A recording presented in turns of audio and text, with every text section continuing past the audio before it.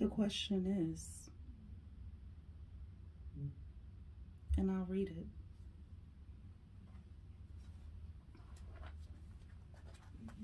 I wrote it here first, and I always seek to be as unbiased as possible. I empty out my mind, my expectations. I'm in my meditation attire. I meditate first. The question is, please comment about the assessment / commentary the person who has the YouTube channel known as Tehuiti Speaks has made regarding the videos that Angela, meaning me, created by utilizing oracle readings that pertain to the passing of Kevin Samuels. So the first card that came up was Sebek. I'm going to keep this card out just as a reference point, but let me find a Sebek card. It was a Sebek that was in the Tu to Chayaz position. I'm getting Sebek Hatep, Sebek to Ma'at. I'm looking for a Sebek to Chayaz. So you can see. Sebek deals with book learning. Here's Sebek. Anything that pertains to like education, such as degrees, anything that could be learned from a book, any technical work. And from our perspective, a technician, a doctor, like a surgeon is a technician because they're someone who had to go to school and read through a lot of books, along with having hands-on experience in order to learn what they learned. So from that standpoint, they are a technician. They're not to be seen as someone who possesses knowledge. A person who possesses knowledge is someone who invents a process. So, for instance, a heart surgeon in 2022 would be considered a technician according to the input from the oracle. But the person who created the techniques to perform heart surgery, that first person who did it and then turned around and taught it to someone else will be considered knowledgeable. I just want to keep that in mind. This card is Sekert. Sekert deals with spiritual power. Sekert also deals with timing. Sekert deals with like cyclical, I'm trying to say cycles, like seasons, anything that happens on a regular basis. That's Sekert. And so when these combinations exist together with Sebek to Ma'at in the first position, which is a positive one, but it's paired up with Sekert in the Tim to Chayas position, which is a negative influence. What it is basically saying, and there is a companion book that goes with this, so I'll just read directly from there. It says, the success that can be achieved through a good plan, organization, and structure is jeopardized by false beliefs, illogical thinking, false definitions, erroneous concepts, the desire to ease way through schemes. A reputation built through many years of hard work is jeopardized by slanderers, mischief workers, and gossipers. The young and inexperienced should let the elder and experienced lead. And this is what the oracle is saying regarding his commentary towards the video that I created regarding the passing of Kevin Samuels. And I'm going to pause now. I'm going to go to his commentary, and I am going to point out a few things that I saw, which, by the way, I feel that the gentleman is well-intentioned. I don't think he has any ill will towards me personally or with what I have presented, nor do I towards him. But I think it was important to do a video regarding his commentary, considering that he has experience working with oracles, and he like me understands that I am not in a position to present this information as an opinion. I interpret it.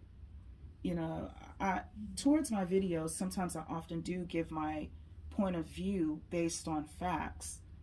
I do contribute that. However, I am not clever enough to spread these cards out and figure out which one to bring up that's precise to a situation. What I do is discipline myself. I follow a diet. I meditate. I live a lifestyle as best as I can to contribute to me being the best diviner that I can be while approaching the oracles. Okay, so that is what the Medu Neter oracle is saying. Now, I said I was going to pause. I need to do the I Ching oracle real quick. So give me a second. Let me set up. I'll do an I Ching reading on it as well, because it'll give, you know, the Medu Neter is very straight to the point, straightforward. The I Ching is more diplomatic. So I want to provide that information as well. And let me go ahead and prepare, set up for that, and I'll get right back with you. Okay, everyone, I'm back. I am getting ready to do a I Ching reading based on the same question so that we can get further insight. Now, for those that may not know, these are Chinese coins. This side, it has like 4 characters on it. This one is going to be the Yang sign, or Yang side, I meant. And it has a value of 3. This other side, it has 2 dragons on it. This is the Yin side.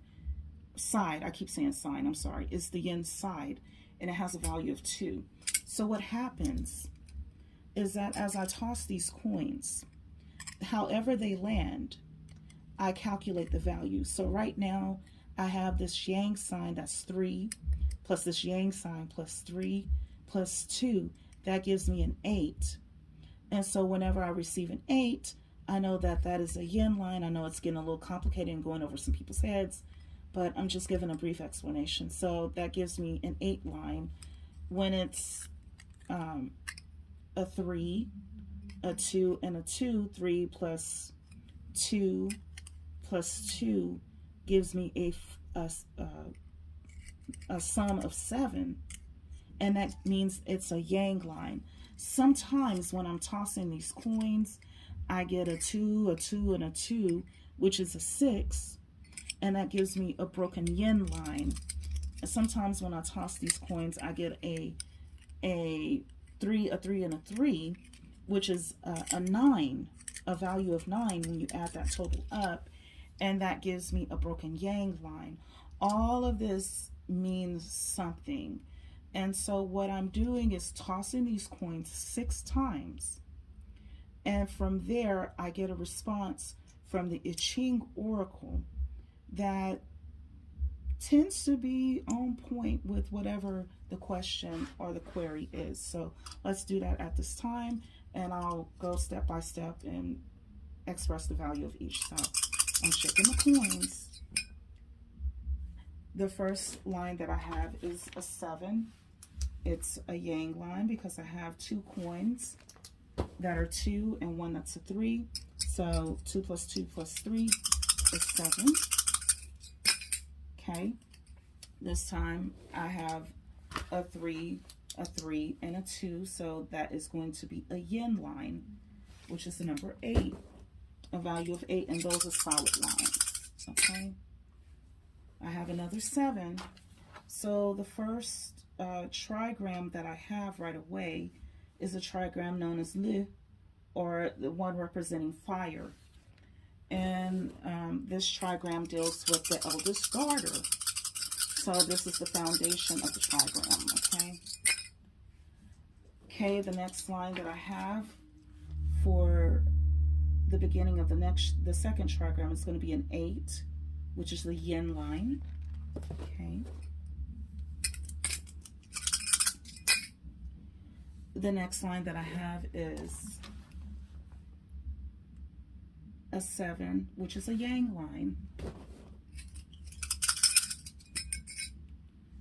And the following line that I have after that is going to be an 8. And just so you can see right here, I wrote it down as I was tossing it. I'm not clever enough to know right away what this entire hexagram represents. There are 64 different hexagrams. There are 6 lines. In terms of hex, it's Greek for 6. And this is a gram like a graph or a picture. So there are 6 lines in each of these hexagrams. And so multiply 64 times 6. I would have to know at least that many combination of lines in order to get a hexagram that meets what this is saying. I'm not clever enough to do that. Okay, it's impossible for me to be able to do that. Not only that, I would also have to understand what each line means when it is a broken line. And in addition to that, understand which hexagram it transforms into. I'm not clever enough to do that. I'm not clever enough to manipulate this. So this is purely coming from the universe, this response. So, but what I do know are the trigrams. There are 8 different trigrams. So that's simple enough for me to remember. And so what we have is Khan as the second trigram, or the one that's on top, over Li. So it's kind of like a water over fire. Khan is like a dangerous type of water, like a waterfall, a roaring rapid, a big huge stream with a strong current. That's the kind of water that it's referring to. And I think that Khan is a masculine energy, and Khan does represent I believe like the middle sun. I have to look it up, but I can tell you right now, this is like a dangerous water over a fire. So let me look up what that hexagram is, and I'll get back with my interpretation of what the I Ching is saying in response to my question, which was unbiased. I just wanted to know what the universe had to say about this person who has this YouTube channel, what the universe has to say about his commentary, and basically its validity. Okay, so I asked the question in such a way where I'm not influencing anything in it.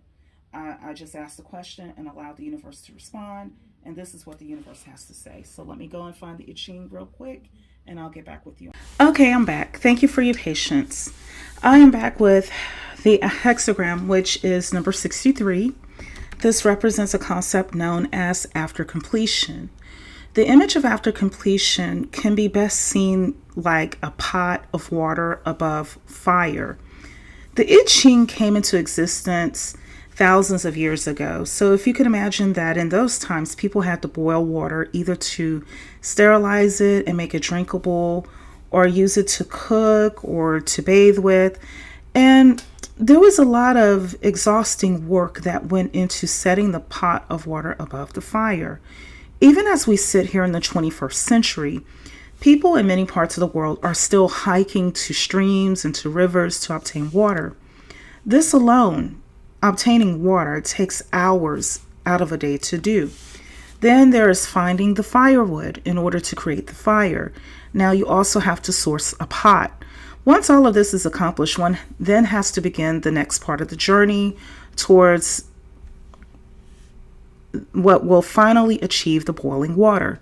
Something as simple as boiling a pot of water can take hours to achieve, along with days of planning, depending on the circumstances. So when the person finally reaches this finish line, they can feel like they've met their goal and all is complete. However, what the I Ching is advising is not so fast. This hexagram number 63 is basically advising that one can feel confident about their achievements, and that's perfectly fine. However, just because you've made it to this achievement in this instance, you've accomplished boiling the water, the work is not finished. You still have to monitor the situation or you'll waste your accomplishments. You should not become nonchalant or carefree about your accomplishments. Don't relax too soon, So if you're not careful, in this instance, the water can boil over and extinguish the fire. Likewise, the fire can evaporate the water and destroy the pot. So in hexagram 63, after completion, it is an instruction on how to properly do the work that is required in order to maintain your achievements. You have to be just as diligent about keeping it as you were about obtaining it. This concept is no different than purchasing a brand new car. Just because you have a brand new car with a full tank of gas as soon as you leave the dealership does not mean that you can relax. You have to keep it clean. You have to perform regular maintenance. You have to take it for repairs. You have to keep it filled with gas, maintain insurance on it, keep the car payments up, and so forth.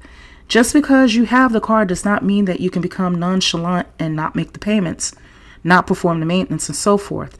Neglecting the responsibilities that are necessary to maintain the car can lead to you losing it. So now that we have the oracle readings done, I will give my perspective based on his statements.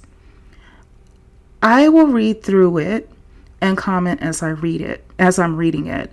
And so what you'll also see here too is that I've copy and pasted his, there's a screenshot of his statement. So if you want to follow along, you can feel free.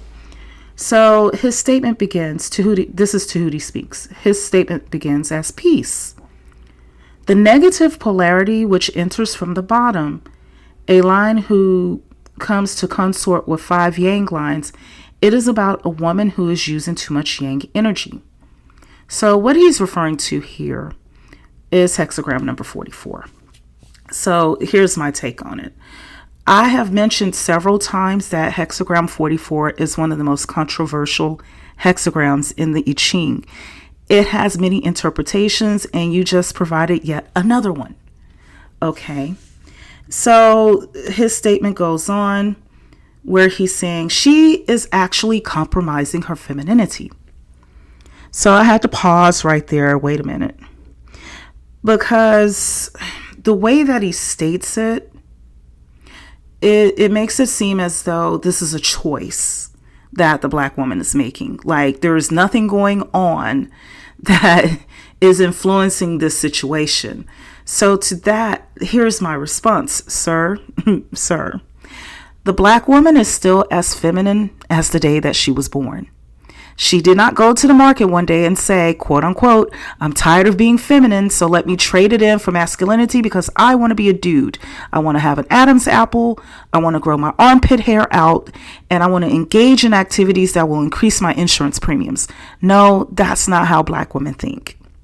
The issue, that's not how women think in general. And black women are women. So that's not how women think, okay? The issue is that the black woman is in survival mode due to deficiencies in the society that she was born into.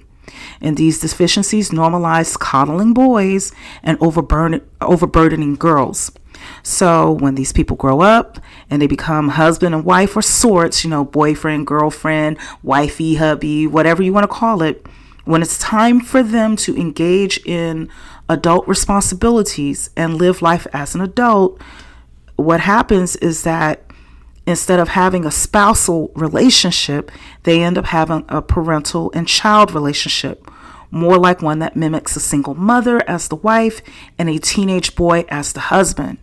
Okay, so when you add a couple of offspring to that mix, and then you have an overburdened and burnt out woman with high blood pressure, who is stress eating and gaining weight, who is prone to heart attacks and strokes, who's working 2 jobs to maintain the responsibilities that her adult male partner is failing to do. So this isn't something that the black woman chose. This is what is going on right now. And when you add to it that it's not getting any better, a choice has to be made. And we're seeing what, this summer is showing what that choice is. Okay. So he proceeds on to say, yang lines represent heat. Oh, it represents fire. Okay. Sort of. This is what I'm saying. Sort of. It represents masculinity, which is basically things that are immediately noticeable. And fire and heat can be considered masculine. So, okay. So I think he's attempting to correct me here as if I don't know what I'm doing on my part. And I'm afraid that he may have underestimated me a bit. Okay. So he goes on to say, we see this in our society as fiery emotionalism, as well as over-sexuality, promiscuity, the choice to go single rather than marriage, and family, which is what nourishes our society. When we see these qualities showing prominence in our communities of melanin, we must consider the effect of the situation under which we live through the past and current U.S. governance. Not here to excuse anything regarding the behaviors of our people. Sir, you kind of are. That said, though, nobody does any service to any issue without viewing its whole. And I think that was directed towards me. I think he feels like I'm not seeing the picture, the whole picture. So let me continue with what he's saying. Within this whole, there is the pervasive and lasting effect of slavery, under which men were made to be secondary in their households as to avoid the death of themselves and others, and women who were propped up as the family leaders. Okay. So to that, there's a lot to be said here, so I'll simplify my reaction to this part of his statement. And to Tehuiti Speaks, this is what I have to say to you. There is an 800-pound purple tiger in the room right now, sir. And you're talking about everything else, but you're not paying attention to that purple tiger. Me, I'm not afraid of anything, including what I'm about to say.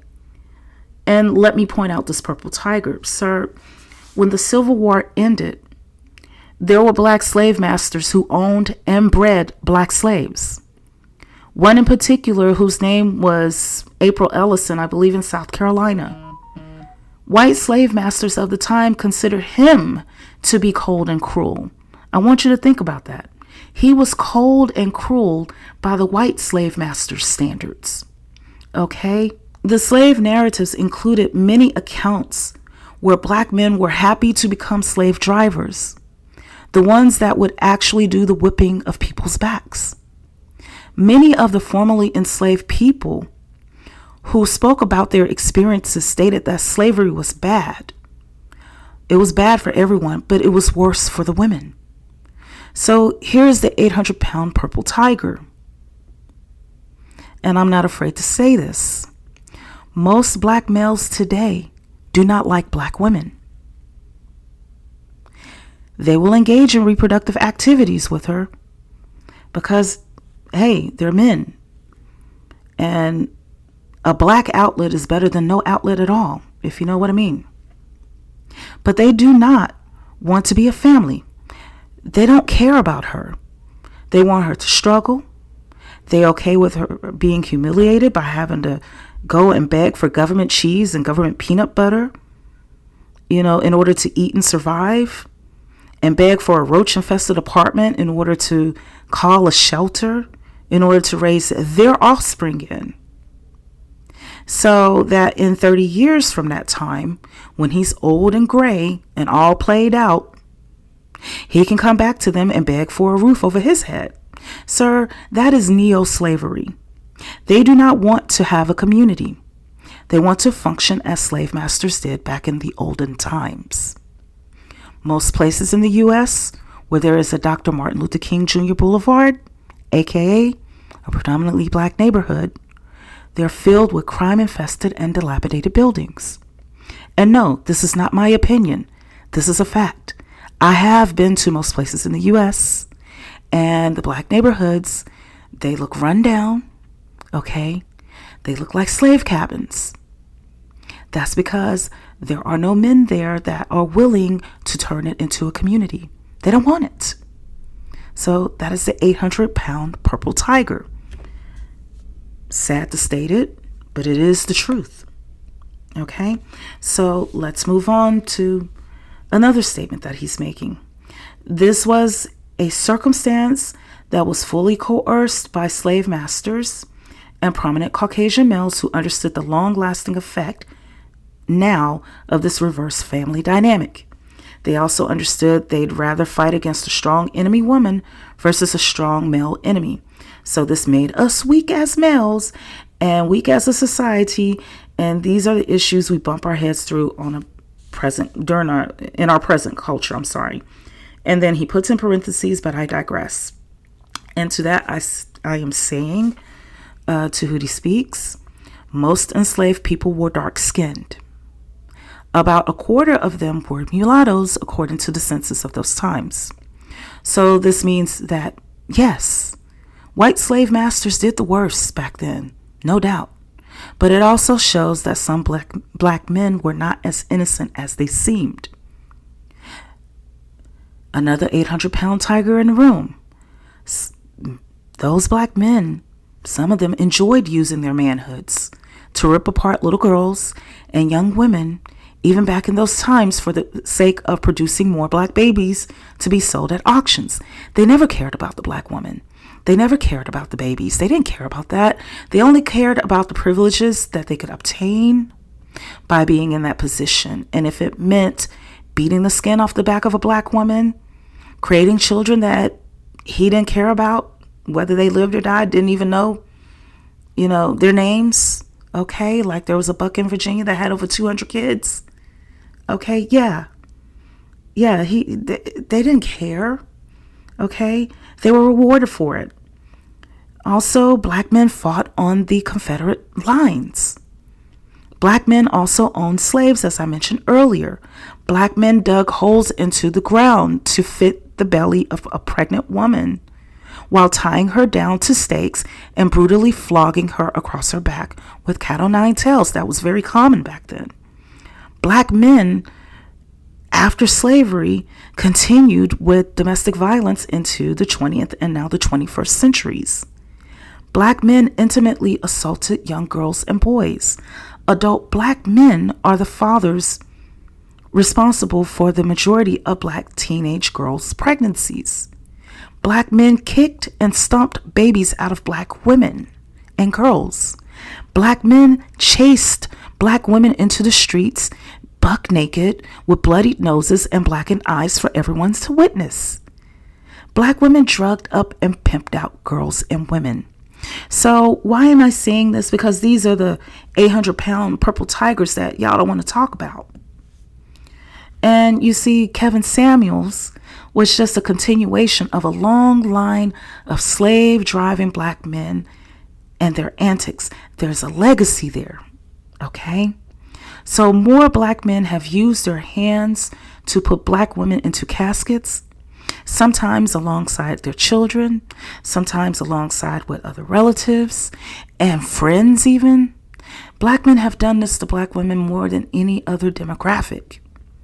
So the black woman now has awakened and said simply, no more. I'm not taking it anymore.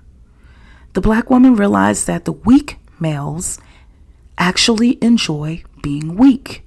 They enjoy being violent. They're okay with being irresponsible addicts. The black woman right now is at a crossroads, and either she leaves them where they are, or she perishes right along with them.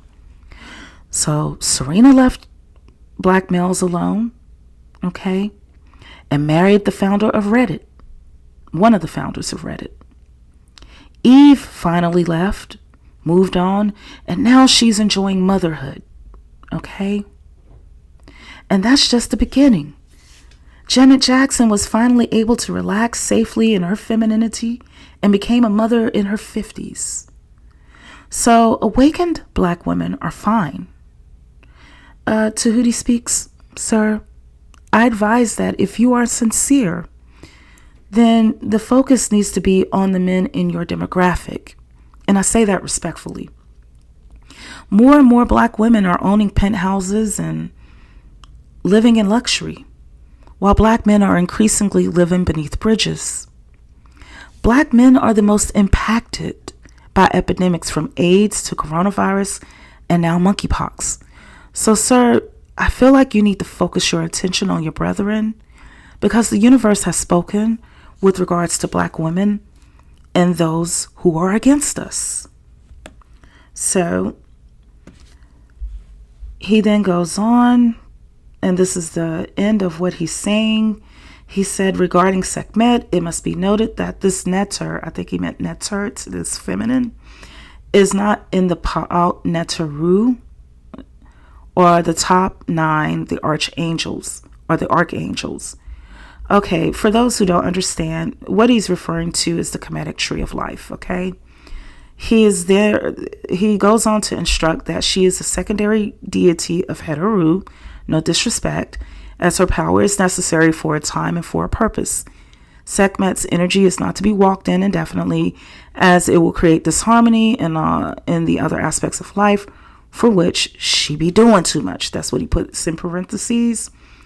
The focus that we should adapt to our person as our way to represent wholeness are those female and male within the Pa'al Neteru, which has been evolved from the modern Kemetic tree of life. Again, we use a neter like Sekhmet for a job, mission, purpose, and then we step out of that energy or risk and balance.